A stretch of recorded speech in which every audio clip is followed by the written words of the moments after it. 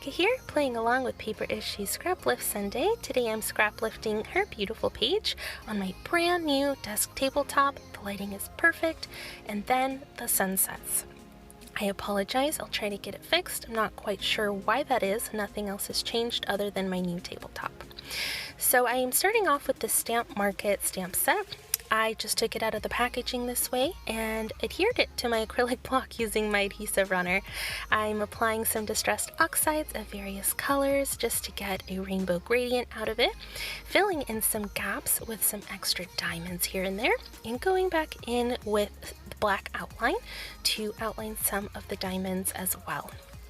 I am also taking some text, I believe hello and XO on either sides of the band as well. After this, I will be trimming down my paper 1/4 of an inch on all sides and backing it on this beautiful glitter rainbow paper. I'm putting my own individual spin on this page by only keeping the design to a horizontal band in the middle and adding 2 panoramic photos instead of 1, which comprise of 2x3 photos I trimmed down. Adding some journaling lines on the bottom left-hand corner. My title's going to go on the top right. Adding in some faux raindrops using some dashed lines and a Felicity Jane raindrop stamp because it is very rainy in Seattle.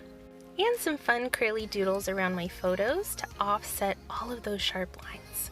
My maiden name is Silvestri, so Silvestri's in Seattle came to mind. It was reminiscent of Sleepless in Seattle, and did some pen work there just to kind of fill in the gap, adding some Ellie Studio text stickers and some journaling about the fun time we had when my family came up to visit me.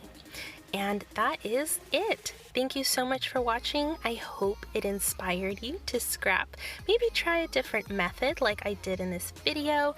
And overall, just have fun and document your memories. Thank you so much for stopping by. We'll see you next time. Bye!